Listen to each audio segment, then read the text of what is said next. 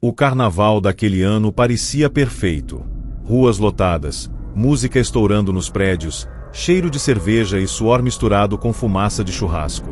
Eu e meus amigos tínhamos combinado de ir no bloco mais famoso da cidade, um daqueles que atravessa avenidas inteiras e vira uma maré humana impossível de controlar. A ideia era simples: curtir até amanhecer. Só que ninguém ali sabia que, no meio daquela multidão, existia uma coisa que não estava ali para festejar.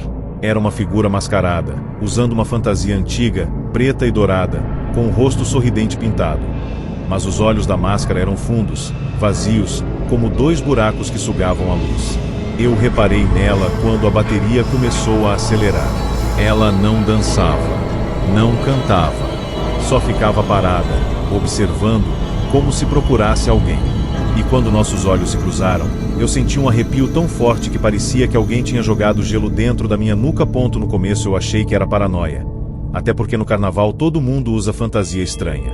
Só que a figura começou a aparecer em lugares diferentes, sempre perto demais.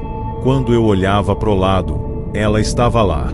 Quando eu virava de novo, ela sumia. Meus amigos riam, diziam que eu estava exagerando, mas a sensação piorava. Até que, no meio do bloco, o som da música falhou por um segundo, como se alguém tivesse desligado o mundo. Nesse instante, eu ouvi uma voz bem perto do meu ouvido, mesmo com milhares de pessoas gritando: "Você vai ficar até o final." Eu virei rápido e vi a máscara a menos de 1 metro de mim. Ela levantou a mão lentamente e apontou pro chão. Quando eu olhei, vi confetes grudados em algo escuro. Era sangue. Sangue fresco, escorrendo no asfalto como se alguém tivesse sido ferido ali mesmo, mas ninguém ao redor parecia notar.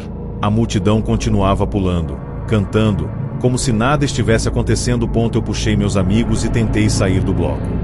Só que quanto mais eu andava, mais parecia que as ruas se repetiam.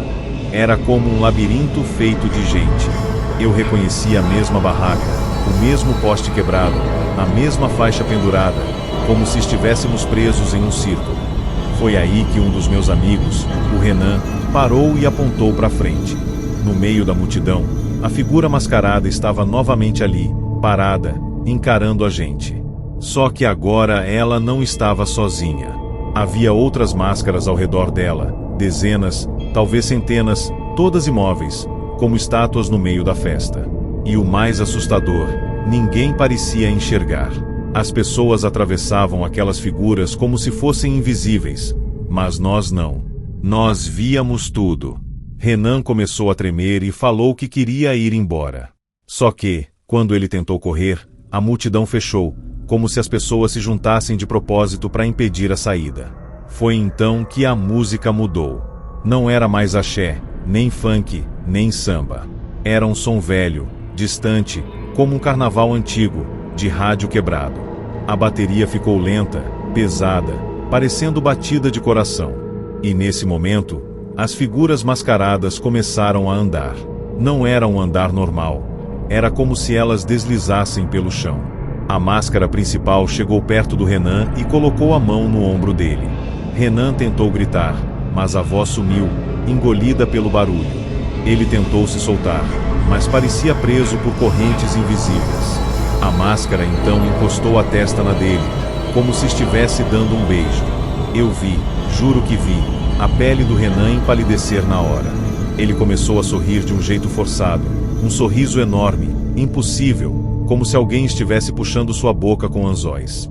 Depois disso, ele simplesmente virou e entrou na multidão dançando, rodando, pulando, como se estivesse possuído. Eu e os outros tentamos seguir o Renan, mas ele desapareceu. A multidão parecia ter engolido ele como um mar. E então meu celular vibrou. Uma mensagem chegou do número dele. Era só uma frase: "Eu não consigo parar." Eu senti o sangue gelar. Na mesma hora, outra mensagem veio: "A máscara grudou." Eu tentei ligar, mas só dava sinal ocupado. E quando eu levantei a cabeça, vi a figura mascarada vindo na minha direção, atravessando pessoas como se fosse fumaça. Eu corri. Corri como nunca tinha corrido na vida. Entrei num beco estreito, sujo, cheio de lixo e cheiro de urina. Mas o som do bloco não ficou para trás. Pelo contrário, ficou mais alto, como se a festa tivesse se mudado comigo. A figura apareceu na entrada do beco, parada, e começou a cantar uma marchinha infantil, desafinada, com uma voz que não parecia humana. Eu encostei na parede e vi algo no chão, uma máscara igual à dela, mas caída, como se alguém tivesse largado. Quando eu olhei melhor, percebi que não era uma fantasia comum. Era a pele. Pele humana costurada, ainda úmida. Naquele instante, senti uma mão fria tocar minha nuca. Eu virei desesperado e vi que atrás de mim tinha outra máscara, colada no rosto de alguém que eu conhecia. Era o Renan. Mas ele não tinha mais olhos, só buracos escuros. Ele sorriu e disse: "Você também vai ficar até o final." Eu tentei gritar, mas minha voz falhou. A máscara principal apareceu e encostou o dedo no meu rosto, como se desenhasse algo na minha pele. Eu senti ardência, como se uma agulha estivesse costurando minha boca. E a última coisa que eu ouvi antes da escuridão foi a bateria voltando com força, a multidão gritando, e uma voz sussurrando no meu ouvido: "Agora você é parte da folia." No dia seguinte, meus amigos disseram que eu desapareci no bloco. Mas eu não desapareci, eu só continuo aqui, dançando sem parar, com uma máscara grudada no rosto, esperando o próximo carnaval, para escolher alguém que vai ficar no meu lugar.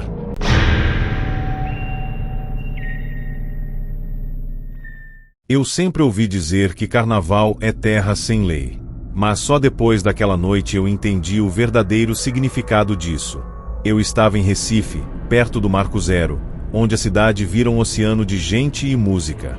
O chão tremia com as caixas de som, e o ar tinha aquele cheiro de chuva misturado com suor e cerveja. Eu tinha ido sozinho, porque queria curtir livre, sem depender de ninguém. Foi aí que eu vi a primeira coisa estranha. Um homem fantasiado de Rei Momo, só que a roupa dele era velha, rasgada, e parecia manchada de terra. O rosto era coberto por uma máscara dourada enorme, com um sorriso exagerado.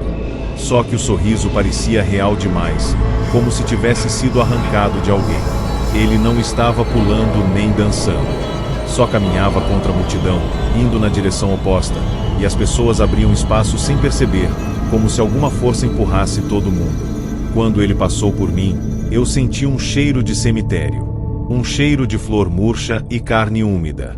E então, bem baixinho, ele disse: "Você tá sozinho. Então é mais fácil." Eu congelei na hora. Tentei rir e fingir que era brincadeira, mas o corpo não respondeu. A voz dele parecia ter vindo de dentro da minha cabeça.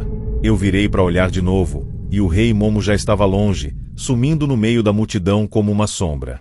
Eu pensei em ir embora, mas o bloco começou a andar e me empurrou junto. Era impossível sair. A massa humana me carregava como correnteza. Em poucos minutos, eu já não sabia onde estava. As ruas pareciam iguais, cheias de bandeirinhas e postes cobertos de propaganda. A música ficou mais alta e mais estranha, como se as letras tivessem mudado. Eu comecei a ouvir um refrão repetitivo no meio da batida: "Fica, fica, fica." Eu olhava para os lados e via pessoas rindo, mas os olhos delas estavam vazios, como se estivessem hipnotizadas. E então eu vi de novo a máscara dourada, agora no alto de um prédio, parado na sacada, me observando como se fosse dono da festa. Eu tentei abrir caminho empurrando as pessoas, mas ninguém reagia. Pareciam bonecos. Foi quando um grupo de foliões passou correndo e gritando, como se estivessem se divertindo, mas algo estava errado. Eles não tinham sombras no chão. Nenhuma. A luz dos postes iluminava todo mundo, menos eles. E no meio daquele grupo, vinha o Rei Momo. Ele estava dançando agora, só que era um movimento torto, quebrado, como se os ossos dele estivessem fora do lugar. Cada passo fazia a fantasia Ranger, como couro velho. Eu senti o pânico subir e comecei a correr na direção contrária, entrando em uma rua estreita. O som do bloco ficou distante por alguns segundos, e eu finalmente respirei aliviado. Só que no final daquela rua tinha uma escadaria descendo para baixo da cidade, como um acesso para túneis.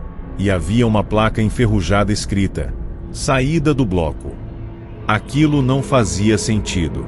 Como poderia existir uma saída subterrânea? Mesmo com medo, eu desci. O ar lá embaixo era frio, úmido, e cheirava a mofo e ferrugem. As paredes estavam pichadas com frases estranhas. Não olhe para trás. Não tire a fantasia. A festa nunca acaba. Eu senti que não deveria estar ali, mas meus pés continuaram andando, como se algo puxasse. E então eu ouvi o som de tambor de novo. Só que não vinha de cima, vinha do fundo do túnel. Um batuque lento, pesado, como batida de coração. A luz do meu celular piscou e apagou.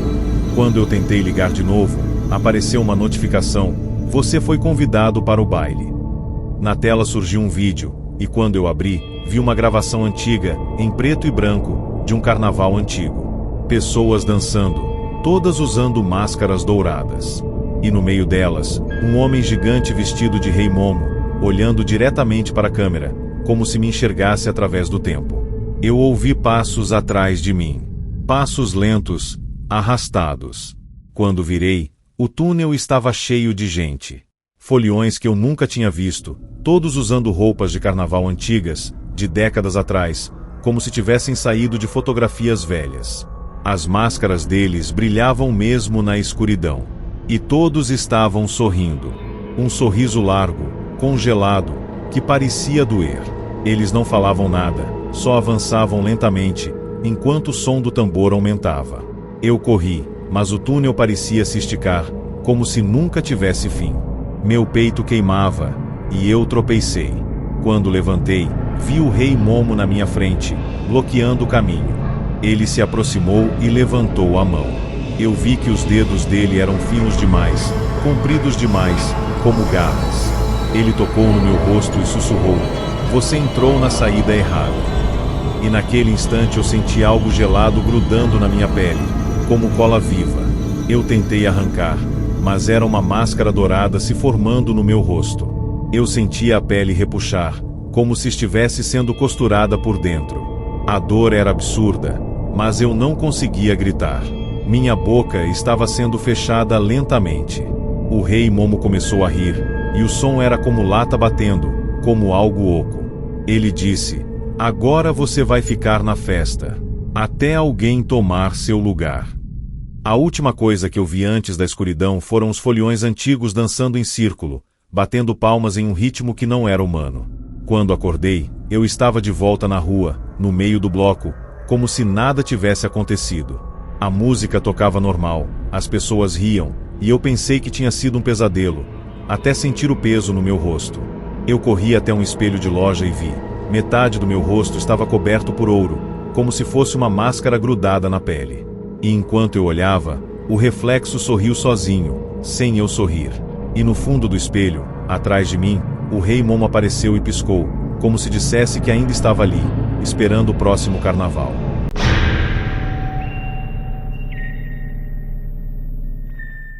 A gente sempre acha que o pior do carnaval é ser roubado, se perder dos amigos ou acordar com ressaca. Só que naquela noite, no Rio de Janeiro, eu descobri que existe uma coisa muito pior: ser notado por alguém que não deveria estar ali.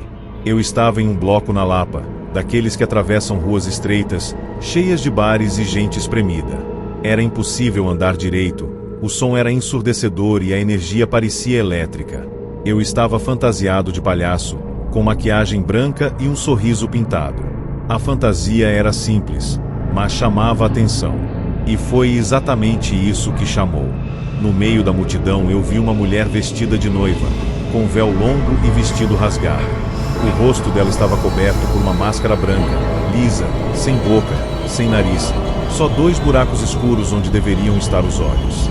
Ela não dançava. Ela só andava lentamente, segurando um buquê preto, como se procurasse alguém específico. Quando ela passou por mim, o buquê encostou no meu braço e eu senti a pele queimar, como se fosse gelo. E ela sussurrou, com uma voz abafada: finalmente, o noivo chegou. Eu ri nervoso, achando que era alguma brincadeira de mau gosto, mas ninguém ao redor parecia perceber aquela mulher. Era como se ela fosse invisível para todo mundo, menos para mim. Eu tentei me afastar, mas o bloco apertava. A cada passo que eu dava, ela aparecia mais perto, como se atravessasse as pessoas sem dificuldade. E então eu notei algo ainda mais estranho. O chão ao redor dela estava seco, mesmo com cerveja derramada por todo lado. Ela não pisava nas poças. Era como se ela flutuasse alguns centímetros. O som da música começou a falhar. A bateria ficava distante por segundos e voltava mais alta. E nesse intervalo de silêncio, eu ouvia um barulho diferente. Sinos de igreja. Sinos tocando no ritmo do samba. Eu comecei a suar frio. Olhei para os lados procurando meus amigos, mas eles tinham sumido. Eu estava sozinho, cercado por desconhecidos, e a noiva mascarada caminhava atrás de mim, segurando o véu como se fosse uma mortalha. Eu decidi sair do bloco, custasse o que custasse. Empurrei gente, pedi licença, quase briguei, até conseguir chegar perto de uma rua mais vazia. Só que quando virei a esquina, o cenário mudou de um jeito impossível. Não havia mais bares, nem luzes de neon, nem postes modernos. A rua estava escura, iluminada apenas por lampiões antigos. As paredes eram de pedra, como se eu tivesse voltado no tempo. A música do bloco ainda tocava, mas parecia vir de muito longe, abafada.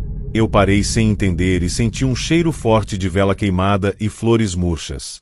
Foi aí que vi, no fim da rua, havia uma igreja enorme, antiga, com as portas abertas. E dentro dela, dava para ouvir risadas e música, como se um baile estivesse acontecendo. Antes que eu pudesse pensar em voltar, senti uma mão fria segurar meu pulso. Era a noiva. Ela me puxou com força e disse: "A cerimônia já começou." Eu tentei me soltar, mas a força dela era absurda. Ela parecia leve, frágil, mas segurava meu braço como ferro. Ela me arrastou até a entrada da igreja. E quando eu olhei lá dentro, meu corpo travou. O lugar estava cheio de pessoas dançando, mas todas usavam fantasias de carnaval antigas, de décadas passadas. Pierrots, colombinas, reis e rainhas, todos com máscaras brancas e olhos escuros. Eles dançavam em silêncio. Não havia som de passos, só a música distante do bloco lá fora, como se fosse uma trilha sonora fantasma. No altar, havia um padre de máscara preta, com um sorriso costurado na boca. Ele levantou a mão e a igreja inteira parou de dançar ao mesmo tempo.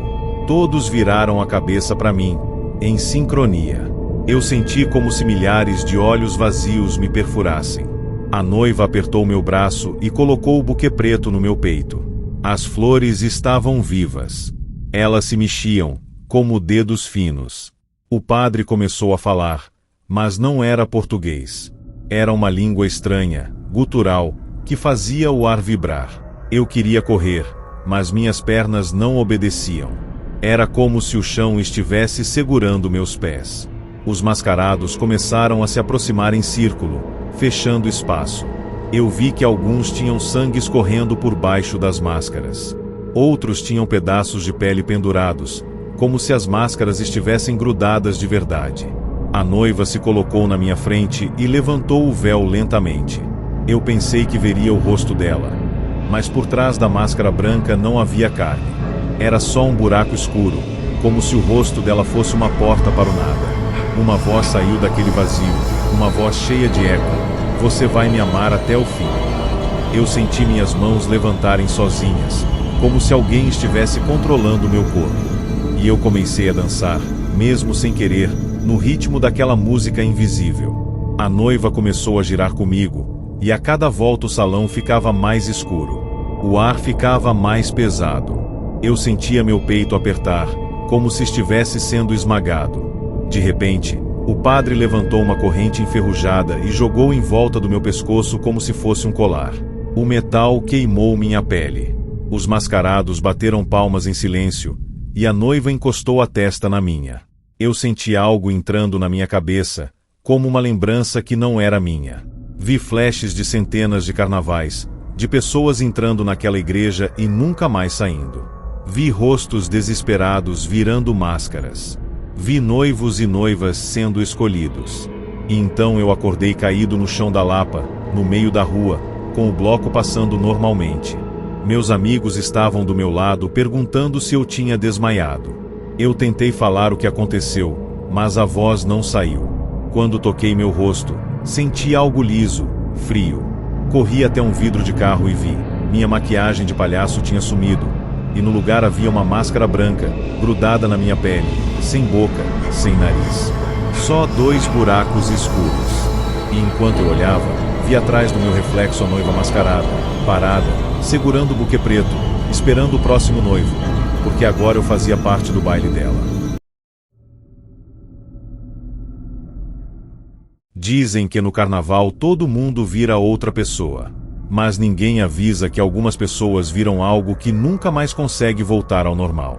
A história aconteceu em São Paulo, num bloco enorme que passava pela Avenida Paulista, cheio de gente fantasiada, música alta e aquele clima de liberdade total. Eu estava com minha namorada, a Júlia, e 2 amigos, comemorando como se nada pudesse dar errado. Só que no meio da multidão, eu vi um homem usando uma fantasia de bate-bola, aquelas tradicionais do Rio, só que ele estava ali, em São Paulo, parado no meio do bloco, com uma máscara colorida e um sorriso deformado. O estranho era que ele não carregava bexiga, nem chicote, nem fazia barulho. Ele apenas observava. E o olhar dele, mesmo com a máscara, parecia atravessar as pessoas. Quando ele levantou a mão e apontou para Júlia, eu senti um frio no estômago. A música continuava alta, mas naquele instante eu ouvi nitidamente a voz dele, como se estivesse do meu lado. Ela vai ser a rainha da noite. Eu tentei puxar a Júlia para longe, mas ela riu, achando que era alguém brincando. Só que o bate-bola começou a se aproximar devagar, atravessando a multidão sem dificuldade. Era como se as pessoas abrissem espaço sem perceber. Quando ele chegou perto, eu senti o cheiro de borracha queimada e terra molhada. A fantasia dele parecia encharcada, pesada, como se tivesse saído de um esgoto. Ele estendeu a mão para Júlia e ofereceu uma coroa de plástico brilhante, dessas de carnaval barato. Só que a coroa estava manchada de algo escuro, e quando a luz bateu, eu percebi que não era tinta, era sangue seco. Júlia hesitou, mas antes que eu impedisse, ela pegou a coroa e colocou na cabeça, rindo. No mesmo instante, o bate-bola inclinou a cabeça lentamente e disse: "Agora ela é minha." A voz dele era grossa, mas parecia ecoar como se viesse de dentro de um túnel. A partir daquele momento, a Júlia começou a agir estranho. Ela ficou mais quieta, mais distante, como se não estivesse mais ali. Eu perguntava se estava tudo bem e ela apenas sorria, um sorriso vazio, sem emoção. Meus amigos disseram que era só a bebida, mas eu sabia que não. A coroa parecia pesada demais, como se estivesse grudada no cabelo dela. E quanto mais a noite avançava, mais a multidão mudava. As pessoas ao redor pareciam iguais, como se fossem cópias. Fantasias repetidas, risadas repetidas, movimentos repetidos. A música também começou a mudar, ficando mais lenta, mais grave, como uma marcha fúnebre disfarçada de festa. E então eu percebi algo que me fez tremer. Eu não via mais policiais, nem ambulantes, nem prédios iluminados. A Paulista parecia vazia e escura, como se a cidade inteira tivesse desaparecido e só restasse aquele bloco infinito. Eu tentei sair dali com a Júlia, mas ela não queria. Ela começou a puxar minha mão para dentro da multidão, como se fosse atraída por algo. Foi quando vi o bate-bola novamente, agora no meio do bloco, girando uma bexiga enorme preta, só que a bexiga não fazia som. Ela parecia feita de couro. Ele batia no chão e as pessoas ao redor riam como se fosse divertido, mas eu vi claramente, onde a bexiga tocava, o chão manchava de sangue. Júlia olhava para aquilo com admiração, como se estivesse encantada. E então o bate-bola levantou a bexiga e apontou para uma rua lateral, escura, quase sem gente. Júlia começou a andar naquela direção sem dizer nada. Eu segui, desesperado, tentando segurá-la. Meus amigos ficaram para trás, gritando, mas a voz deles parecia distante, como se eu estivesse mergulhado em água. A rua lateral parecia um corredor estreito entre prédios velhos. Não tinha música ali, só um silêncio pesado, cortado por um som estranho, passos de muita gente caminhando ao mesmo tempo, vindo de algum lugar abaixo. Júlia parou em frente a uma porta metálica enferrujada, dessas de estacionamento. Ela empurrou a porta e entrou como se já conhecesse o caminho. Eu entrei atrás e vi uma escadaria descendo para um subsolo enorme. Lá embaixo havia luzes vermelhas e bandeirinhas penduradas, como se fosse uma festa secreta. Só que as pessoas ali não eram normais. Elas usavam fantasias antigas, rasgadas, e tinham máscaras grudadas no rosto, como se a pele tivesse virado plástico. Todas dançavam lentamente, com movimentos quebrados, como marionetes. No centro do salão, havia um trono feito de tambores de lixo e ossos. E o bate-bola estava sentado nele, esperando. Júlia caminhou até o trono e se ajoelhou. O bate-bola levantou a mão e tocou a coroa na cabeça dela. Naquele instante, eu ouvi um estalo, como o osso quebrando. Júlia levantou o rosto e eu vi que os olhos dela estavam completamente pretos. Ela sorriu para mim, mas não era o sorriso dela. Era um sorriso largo demais, forçado, como se a boca estivesse sendo puxada. O bate-bola se levantou e falou: "Você trouxe a rainha. Agora você vai ficar para servir." Eu tentei correr, mas a porta atrás de mim tinha sumido. As paredes pareciam se fechar. Os mascarados começaram a me cercar, e eu senti mãos frias agarrando meus braços. Eu gritei o nome da Júlia, mas ela só riu e começou a dançar no centro do salão, enquanto a coroa brilhava como ouro vivo. A última coisa que eu vi antes de tudo escurecer foi o bate-bola colocando uma máscara colorida no meu rosto. Ela grudou na minha pele como cola quente. E quando eu acordei, estava de volta na Avenida Paulista, com o bloco passando, como se nada tivesse acontecido. Só que a Júlia nunca mais foi encontrada. E até hoje, todo carnaval, eu sinto a máscara coçando no meu rosto, e ouço uma voz no ouvido dizendo: "A rainha quer um novo rei."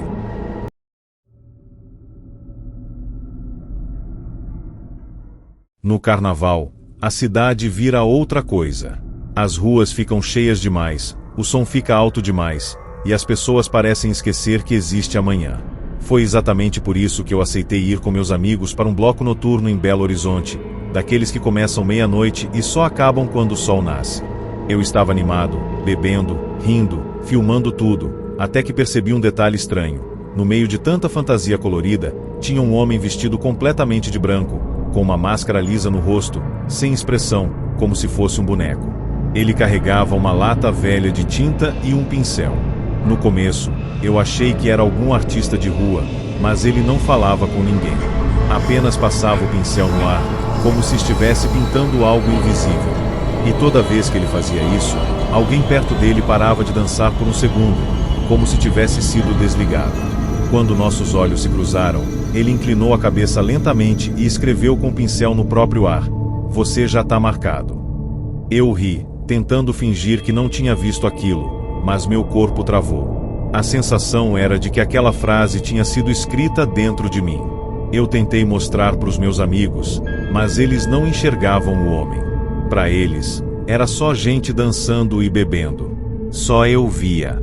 E quanto mais eu observava, mais eu percebia que o pincel dele deixava rastros no ar, como fumaça escura, formando símbolos que sumiam rápido. A música do bloco parecia normal, mas eu comecei a ouvir um som por baixo, como um arranhado de metal, como se alguém estivesse raspando uma lâmina na parede. De repente, uma garota perto de mim caiu no chão, desmaiada. As pessoas riram achando que era bebida, mas eu vi claramente. A máscara branca tinha passado por ela e encostado o pincel na testa dela. No mesmo instante, ela apagou.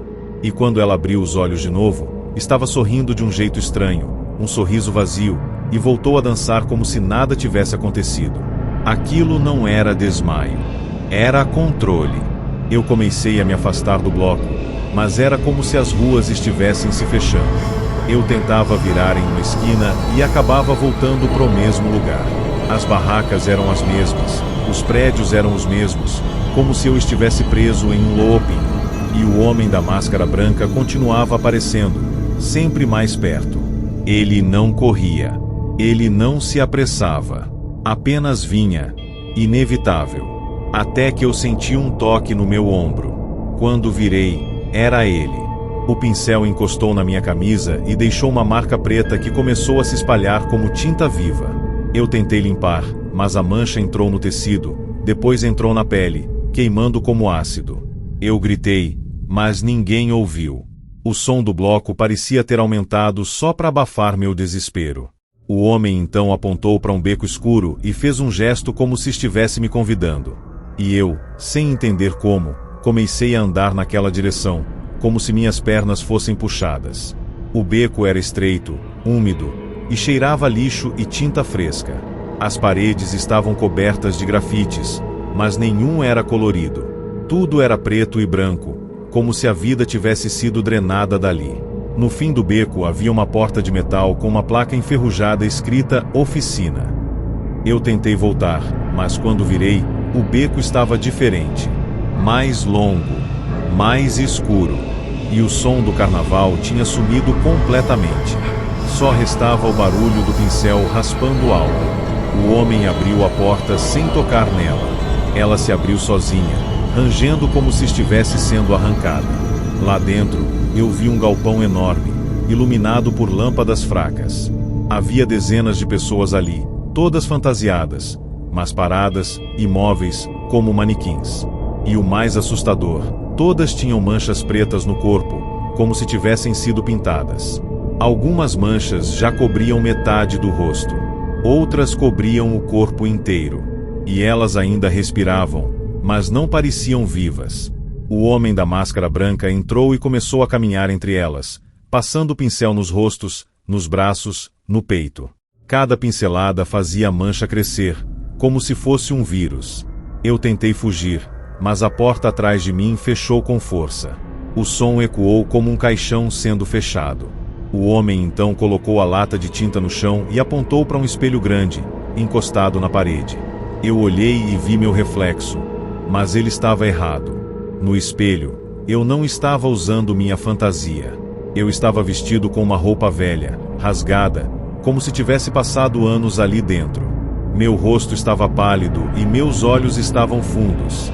E o pior, no meu peito, a mancha preta tinha virado um símbolo, como uma assinatura. O homem escreveu com o pincel no ar mais uma frase: "Você vai virar arte."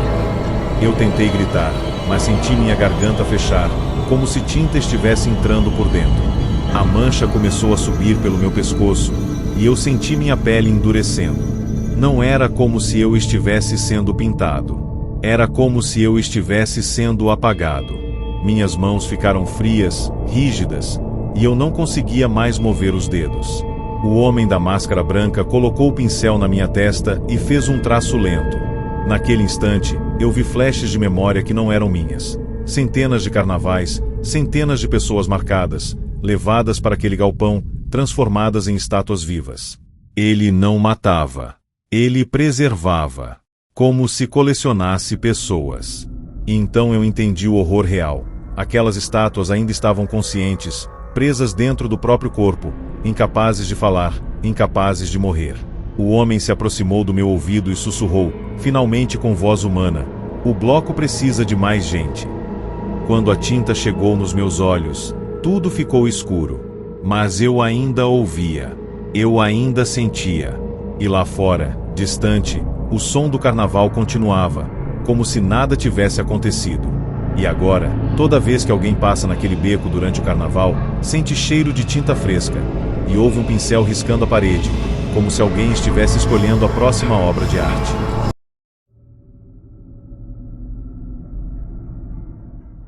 O carnaval em Belo Horizonte estava no auge quando eu e meus amigos decidimos entrar em um bloco que parecia não ter fim. Era gente demais, música demais, tudo girando como se a cidade inteira estivesse possuída pela festa. Foi ali que eu vi algo estranho. Um homem vestido de branco, parado no meio da multidão, usando uma máscara lisa e segurando uma lata de tinta com um pincel velho. Ele não dançava, não bebia, não sorria. Só observava. Quando ele levantou o pincel e fez um movimento no ar, como se estivesse pintando algo invisível, eu senti um arrepio atravessar minha coluna. E então, mesmo com a música estourando, eu ouvi claramente uma frase, como se tivesse sido sussurrada dentro da minha cabeça: "Você já foi escolhido." Eu tentei avisar meus amigos, mas eles não enxergavam aquele homem. Para eles era só mais um folião fantasiado. Só que eu vi o pincel encostar em uma garota perto de mim. Ela caiu no chão como se tivesse desligado. Quando levantou, voltou a dançar sorrindo, mas com um olhar vazio, sem vida. Aquele homem estava marcando pessoas. Eu tentei sair do bloco, mas quanto mais eu andava, mais eu acabava no mesmo lugar, como se as ruas se repetissem. A sensação era de estar preso num labirinto vivo. E no meio daquele caos, a máscara branca apareceu de novo, agora mais perto. Eu senti um toque no meu ombro. Quando virei, o homem estava ali. Ele encostou o pincel na minha camisa e deixou uma mancha preta. A mancha começou a se espalhar, entrando no tecido e queimando minha pele.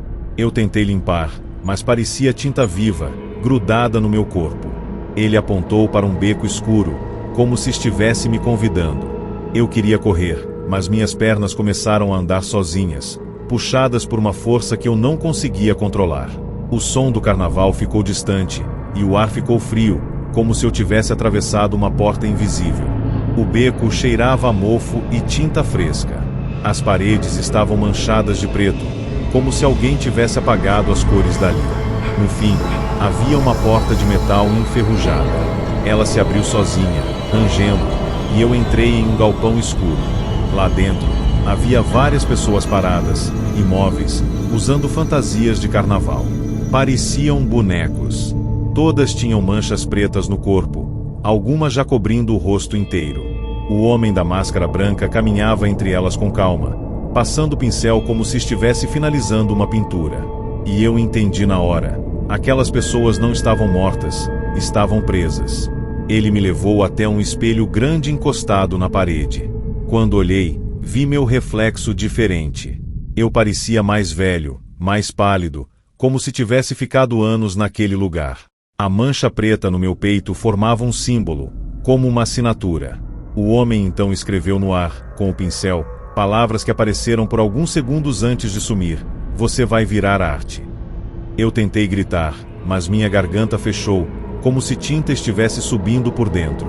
Minhas mãos começaram a endurecer, meus dedos travaram, e eu senti meu corpo ficando pesado. A tinta subiu pelo meu pescoço e cobriu meu rosto. Eu não conseguia mais piscar. Não conseguia mais respirar direito. Mas eu ainda estava consciente. Eu ainda sentia tudo. O homem encostou o pincel na minha testa e fez a última marca. E então eu compreendi o verdadeiro terror. Ele não matava as pessoas. Ele transformava em estátuas vivas, prisioneiras dentro do próprio corpo, para sempre. A última coisa que eu vi foi o som distante do carnaval voltando, como se a festa estivesse logo ali fora. E antes de tudo escurecer, a voz dele sussurrou: "Todo ano eu escolho mais um." Desde então, quando o carnaval chega, dizem que quem passa naquele beco sente cheiro de tinta fresca, e ouve o som de um pincel raspando a parede, escolhendo a próxima vítima.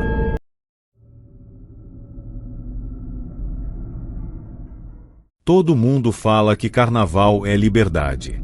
Mas ninguém fala que existem ruas que, nessa época, viram armadilhas. A história aconteceu em Olinda, onde as ladeiras ficam lotadas e os bonecos gigantes parecem vigiar a cidade inteira. Eu fui com um grupo de amigos, empolgado para ver o desfile e tirar foto com os bonecos, porque aquilo sempre pareceu divertido. Só que naquela noite, um boneco em especial chamou minha atenção. Ele era maior que todos os outros, tinha cabeça enorme, e o rosto parecia mais real do que deveria. Era um sorriso largo demais, olhos arregalados demais, como se tivesse sido feito para assustar e não para divertir. Enquanto os outros bonecos eram carregados por pessoas, aquele parecia andar sozinho. Eu vi claramente os pés dele tocando o chão, fazendo barulho de madeira batendo na pedra. E quando ele passou por mim, eu ouvi um som abafado vindo de dentro dele, como se alguém estivesse chorando lá dentro, pedindo ajuda. Eu tentei falar para os meus amigos, mas eles estavam bêbados, rindo, pulando atrás de um bloco de frevo. Só eu percebia o detalhe. O boneco gigante estava sempre atrás da gente, como se seguisse nosso grupo. A cada esquina, eu olhava e via ele mais perto. A cabeça dele balançava lentamente, como se estivesse procurando alguém específico. O pior foi quando eu vi que os olhos do boneco não eram pintados. Eram buracos. Buracos escuros, profundos, e dentro deles parecia ter algo se mexendo, como se tivesse uma sombra viva ali dentro. Eu tentei me afastar, mas as ladeiras estavam lotadas demais. Era impossível fugir. E então o boneco parou no meio da rua, inclinou a cabeça enorme e apontou diretamente para mim. Ninguém ao redor reagiu. Só eu senti o coração disparar. A música continuava, as pessoas dançavam, mas o ar ficou pesado como se uma tempestade estivesse prestes a cair. O bloco virou uma esquina e entrou numa rua mais estreita. Eu segui junto, empurrado pela multidão. Só que, de repente, as luzes da rua apagaram. Não todas, só as que estavam próximas de mim. Eu ainda ouvia a festa lá na frente, mas ao meu redor ficou escuro. Quando tentei correr para alcançar meus amigos, senti alguém puxar minha camisa. Virei e vi o boneco gigante parado atrás de mim, tão perto que eu conseguia sentir o cheiro de madeira velha e mofo. O sorriso dele parecia maior agora.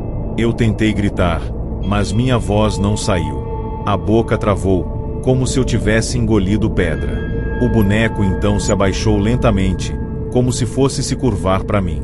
E naquele instante eu vi, dentro do peito dele, uma pequena abertura, como uma portinhola. E lá dentro havia um rosto humano, pálido, suado, olhando para mim com olhos desesperados. O rosto dentro do boneco mexeu os lábios como se tentasse falar, mas nenhum som saiu. Só que eu entendi a mensagem sem precisar ouvir: corre. Antes que eu pudesse reagir, a portinhola fechou sozinha com um estalo. O boneco ergueu o braço enorme e tocou minha testa com um dedo de madeira. No momento do toque, eu senti um choque gelado, como se minha cabeça tivesse sido mergulhada em água congelada. Minha visão ficou turva e, por alguns segundos, eu não estava mais na rua. Eu estava dentro do boneco. Eu vi por dentro, como se meus olhos estivessem no lugar dos olhos dele. Vi a multidão lá fora como sombras distantes, e senti o peso do corpo de madeira em volta de mim. E então ouvi várias vozes sussurrando, todas juntas, como se dezenas de pessoas estivessem presas ali dentro, chorando e implorando. O boneco não era só um boneco, era uma prisão. Quando voltei a mim, eu estava ajoelhado no chão. O boneco estava me encarando, e os olhos vazios pareciam mais fundos, como se quisessem me engolir. Ele deu um passo para frente e eu ouvi um rangido forte, como ossos quebrando. Foi aí que percebi que não era madeira rangendo. Era gente. Gente presa dentro dele, sendo apertada, esmagada, encaixada como peças. Eu me levantei e corri, empurrando as pessoas, gritando o nome dos meus amigos. Mas ninguém respondia. A música do frevo tinha mudado. Agora era lenta, abafada, como se estivesse tocando dentro de um caixão. As ruas pareciam se repetir. Eu subia a ladeira, descia a ladeira, e sempre voltava para o mesmo lugar. E em cada esquina, o boneco gigante aparecia, sempre mais perto, sempre sorrindo. Até que eu percebi que meus pés estavam mais pesados, como se eu estivesse carregando um corpo nas costas. Eu parei em frente a uma vitrine de loja e olhei meu reflexo. Meu sangue congelou. Meu rosto estava ficando pálido, rígido, e minha pele tinha marcas marrons, como se estivesse virando madeira. Minha boca estava rachando, como se fosse se transformar em um sorriso fixo. Eu tentei puxar a pele, mas doía como se estivesse arrancando lascas. Atrás de mim, no reflexo, o boneco gigante apareceu, tão perto que parecia colado em mim. Ele colocou a mão enorme no meu ombro e eu senti o peso de centenas de vozes dentro dele, sussurrando ao mesmo tempo: agora é sua vez. Eu tentei correr, mas minhas pernas travaram. O chão parecia cola. A última coisa que vi foi a portinhola no peito do boneco se abrindo, revelando um espaço escuro, apertado, cheio de rostos humanos chorando. E quando senti meu corpo sendo puxado para dentro, eu entendi o verdadeiro segredo de Olinda. Alguns bonecos não são carregados por pessoas, eles são feitos de pessoas. E agora, todo carnaval, eu caminho pelas ladeiras, sorrindo sem querer, esperando encontrar alguém que me veja, porque quem vê, vira parte do desfile.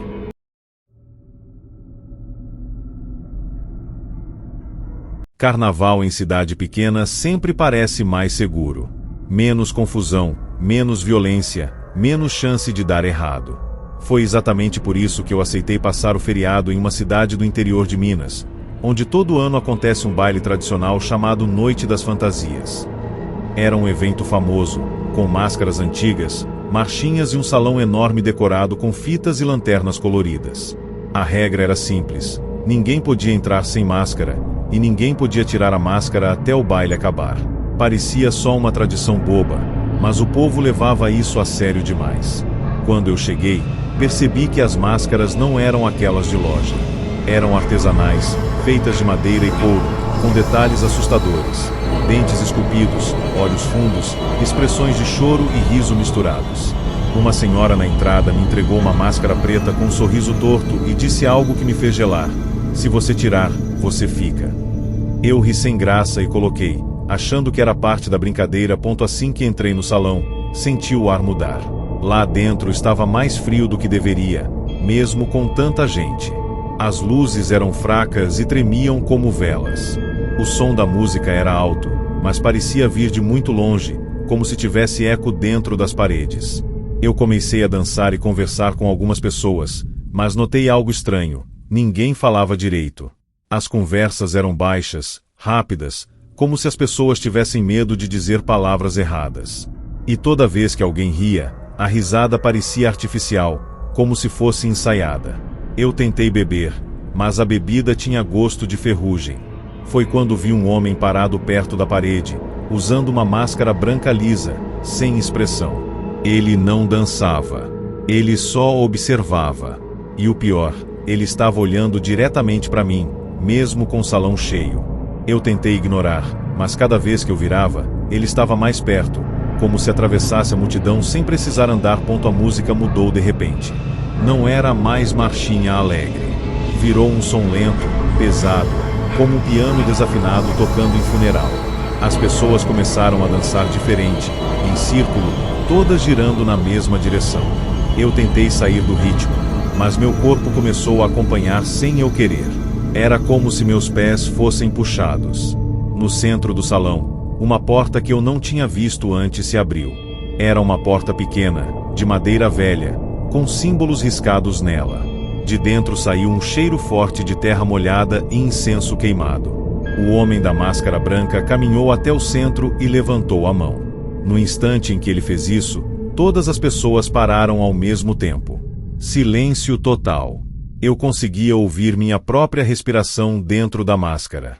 E então ele falou, com uma voz grave que parecia vir debaixo do chão: "O baile começou de verdade." As luzes do salão apagaram por alguns segundos. Quando acenderam, eu senti um choque.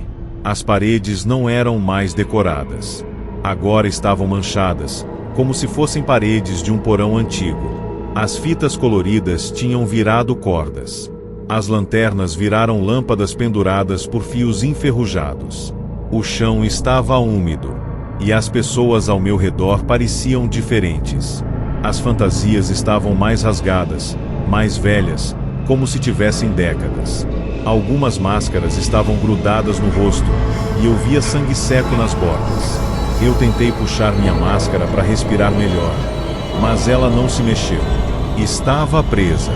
Eu puxei mais forte e senti a pele do meu rosto arder. A máscara não era só um objeto. Ela estava colando em mim. E então ouvi risadas baixas vindas da porta no centro. De lá saiu uma figura alta, usando uma máscara enorme de bode, com chifres retorcidos e olhos brilhando vermelho. A figura do bode caminhou pelo salão lentamente, e cada passo fazia o chão tremer. As pessoas começaram a dançar novamente, mas agora era uma dança estranha, quebrada, como se os corpos estivessem sendo controlados por fios invisíveis. Eu tentei correr até a saída, mas a porta por onde eu tinha entrado não existia mais. No lugar havia uma parede lisa, como se nunca tivesse existido saída. Meu coração disparou.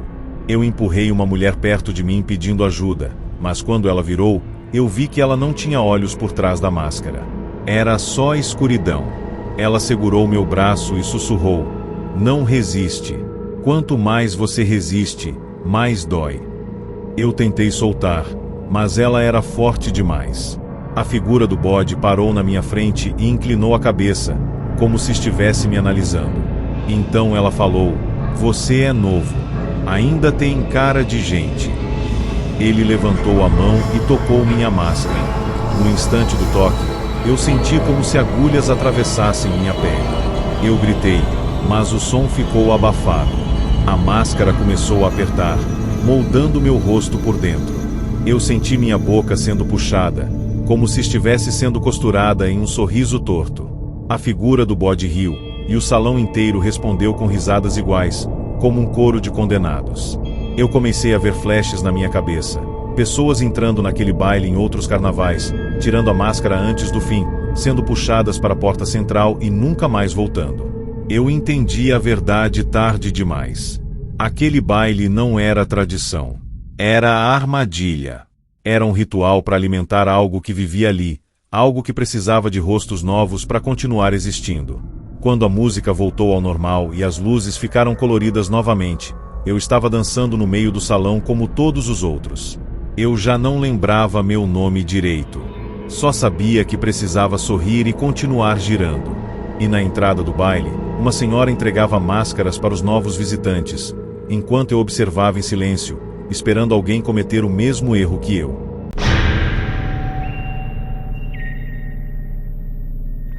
Eu sempre achei que o pior do carnaval era se perder no meio do bloco.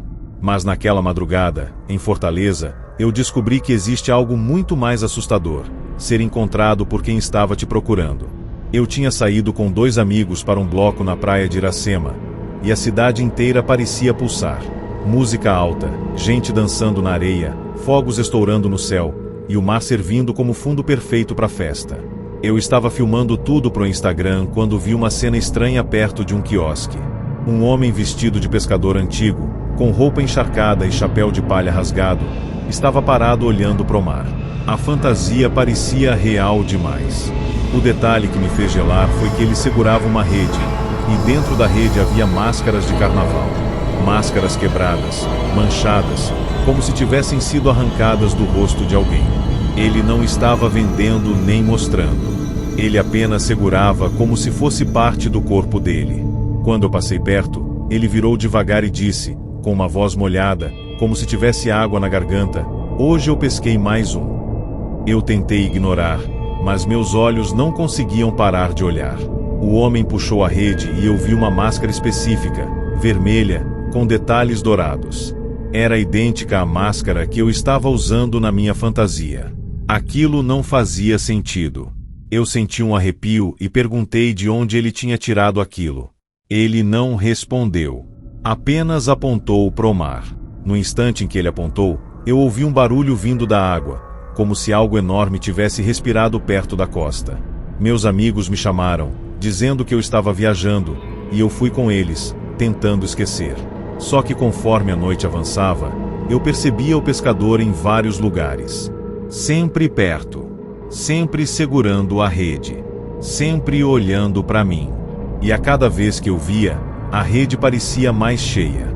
Como se ele estivesse coletando algo. E o som do mar começou a mudar. As ondas pareciam bater no ritmo da música, como se o oceano estivesse dançando junto com o bloco. Em certo momento, eu me afastei um pouco para respirar, porque o calor estava absurdo. Foi quando meu celular vibrou e apareceu uma notificação estranha, como se fosse um aviso de emergência: "Não entre na água." Eu achei que era alguma brincadeira, mas a mensagem não tinha remetente. Era como se tivesse vindo do próprio aparelho. Eu mostrei para os meus amigos e eles disseram que eu devia ter clicado em algum link. Só que logo depois, várias pessoas começaram a correr em direção ao mar, rindo e gritando que ia ser banho da sorte, tradição de carnaval. Todo mundo entrou na água de roupa mesmo, e a festa continuou na areia. Eu tentei impedir meus amigos, mas eles correram junto. Eu fiquei sozinho, olhando, e vi o pescador parado na beira, imóvel. Ele levantou a rede e começou a cantar uma música baixa, como um canto de trabalho antigo. E nesse instante, a água começou a ficar escura, como se tinta preta estivesse se espalhando no mar. A multidão não percebeu. As pessoas continuavam pulando nas ondas, rindo, se empurrando. Mas eu percebi que algumas estavam sumindo. Uma pessoa mergulhava e não voltava. Outra gritava e era puxada para baixo como se algo segurasse os pés. E ninguém parecia ligar, como se os gritos fossem parte da diversão. Eu corri até a beira tentando achar meus amigos, e vi um deles, o Lucas, acenando para mim no meio da água. Ele gritava meu nome, mas a voz dele parecia distante, abafada, como se ele estivesse falando debaixo d'água. De repente, uma mão branca surgiu atrás dele. Uma mão enorme, inchada, com unhas longas, e puxou Lucas para trás. Ele desapareceu em um segundo, como se tivesse sido engolido. Eu gritei, entrei na água até o joelho e tentei ir atrás, mas senti algo gelado encostar no meu tornozelo. Algo vivo. Algo apertando. Eu puxei a perna desesperado e consegui sair da água, caindo na areia. Quando levantei, vi que minha pele estava marcada, como se dedos tivessem deixado manchas roxas. O pescador estava do meu lado agora, sem eu perceber como ele tinha chegado tão rápido. Ele olhou para mim e disse: "Eles sempre voltam, mas não voltam iguais." Eu comecei a chorar de raiva e medo, perguntando onde estava o Lucas. O pescador apenas apontou para o mar novamente. Foi quando eu vi. Várias cabeças começaram a surgir na água, alinhadas, como se fosse um coral de gente. Mas elas não estavam vivas. Eram pessoas com máscaras grudadas no rosto, todas olhando fixamente para a praia. E no meio delas estava o Lucas. Eu o reconheci pela tatuagem no braço. Ele estava com uma máscara azul colada na cara, e os olhos dele eram apenas buracos escuros. Ele levantou a mão e fez um gesto lento, como se me chamasse para entrar. Eu comecei a recuar, mas a multidão atrás de mim continuava dançando, sem perceber nada.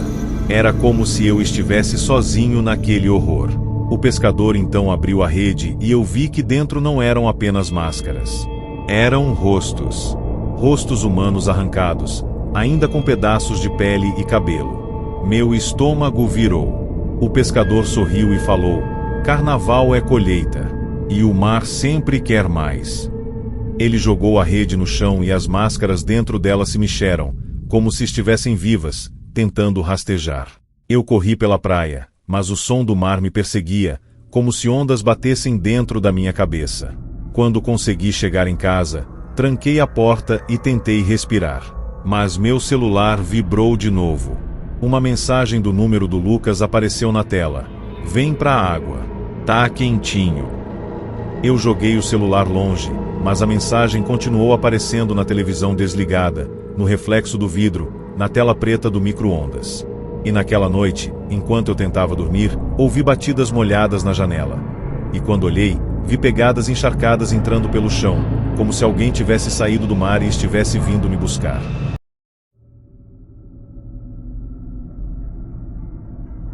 Eu nunca fui muito de acreditar em superstição, mas no carnaval existe uma regra silenciosa que todo mundo deveria respeitar: nunca aceite nada de um desconhecido depois da meia-noite.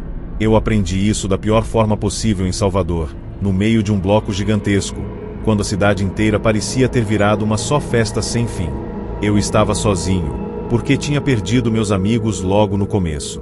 Tentei ligar, mandei mensagem, mas nada funcionava direito, como se a rede tivesse morrido. Foi aí que eu vi um vendedor ambulante diferente de todos os outros. Ele não gritava, não oferecia bebida, não carregava isopor. Ele estava parado no meio da rua segurando uma caixa de madeira, como se fosse um caixote de feira. Em cima da caixa havia várias pulseiras de carnaval, aquelas de tecido colorido, só que as dele tinham um detalhe estranho: todas tinham nomes bordados. Não nomes aleatórios, nomes completos. E quando eu cheguei perto, meu sangue congelou. Em uma delas estava escrito exatamente o meu nome. Eu dei um passo para trás na hora.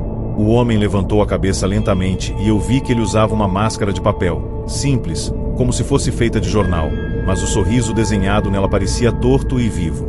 Ele estendeu a pulseira com meu nome e falou calmamente: "Você deixou cair." Eu disse que nunca tinha visto aquilo, mas ele insistiu, e o jeito que ele falava não parecia humano. Era como se cada palavra fosse arranhada, como unha em parede. Eu tentei ir embora, mas a multidão me empurrou de volta para frente. A rua estava lotada, e o homem não saía do meu caminho. Ele colocou a pulseira na minha mão e apertou meus dedos, como se me obrigasse a segurar. Na mesma hora, a pulseira se fechou sozinha no meu pulso, apertando como algema. Eu tentei arrancar, mas o tecido parecia ter virado couro. O vendedor riu baixinho e disse: "Pronto, agora você tá na lista." Depois disso, A festa começou a ficar estranha. As pessoas ao meu redor pareciam repetir as mesmas frases, os mesmos gritos, como se estivessem em um loop. Eu ouvi alguém dizendo inteligência artificial, que delícia, e segundos depois outra pessoa dizia igual, com o mesmo tom. Eu olhava e os rostos eram diferentes, mas as expressões eram idênticas. O som do trio elétrico parecia mais distante, como se estivesse vindo debaixo da terra. Eu olhei para o meu pulso e vi que a pulseira tinha mudado. Agora não estava mais só meu nome. Havia um número bordado, como se eu fosse uma senha, 0007. Meu corpo gelou.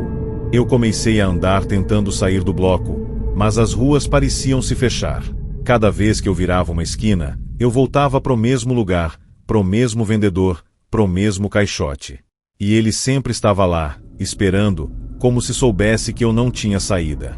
Eu tentei correr e me enfiei em uma rua menor, escura, onde quase não tinha gente. Ali o som da festa ficou abafado, e o ar estava frio demais para ser salvador. No fim da rua havia uma fila. Uma fila de pessoas fantasiadas, todas em silêncio, todas usando pulseiras iguais à minha. Elas estavam paradas como se esperassem entrar em algum lugar. Eu cheguei perto e vi que havia uma porta de ferro aberta na parede de um prédio velho, como se fosse a entrada de um porão. De dentro vinha uma luz vermelha e um cheiro horrível de mofo e carne estragada. Uma mulher na fila olhou para mim e eu vi que ela chorava por baixo da máscara. Ela sussurrou, não era para eu ter aceitado. Antes que eu perguntasse mais, a fila começou a andar sozinha, e eu fui empurrado junto, sem conseguir escapar. Lá dentro parecia um salão subterrâneo, enorme, cheio de tambores batendo sozinhos, sem ninguém tocando. O som era hipnótico, fazia meu peito vibrar. As paredes estavam cobertas de pulseiras penduradas, milhares delas, como se fossem troféus. Algumas tinham nomes apagados, outras tinham nomes novos sendo escritos sozinhos, como se a própria parede estivesse bordando. No centro do salão havia um palco improvisado, e nele estava o vendedor ambulante, agora sem a caixa. Ele levantou os braços e falou, bem-vindos ao carnaval verdadeiro. As pessoas ao meu redor começaram a dançar, mas não era a dança de alegria. Era a dança de desespero. Algumas tentavam parar e não conseguiam. Outras choravam enquanto o corpo se mexia sozinho. Eu tentei arrancar a pulseira e senti a pele do meu pulso rasgar. Era como se ela estivesse costurada em mim. O vendedor desceu do palco e passou por mim, encostando o dedo na minha pulseira. No instante em que ele tocou, eu vi flashes na minha mente. Pessoas desaparecendo em blocos, sumindo sem ninguém notar, entrando naquela fila, sendo marcadas com números. Eu entendi que aquilo era uma seleção, uma colheita. O carnaval era só a cobertura perfeita. Ele se aproximou do meu ouvido e sussurrou, quando seu número for chamado, você não volta. Nesse momento, uma voz ecoou pelo salão, como se viesse dos tambores, senha 0007. Meu corpo travou. As pessoas abriram espaço e me empurraram para o centro. Eu tentei gritar, mas o som morreu. O vendedor sorriu e abriu uma porta pequena atrás do palco. De lá saiu um vento gelado, e eu ouvi gritos distantes, como se viessem de um lugar sem fim. Eu fui puxado para dentro, e a última coisa que vi foi meu nome sendo arrancado da pulseira e bordado em outra nova, como se alguém já estivesse pronto para tomar meu lugar no próximo carnaval.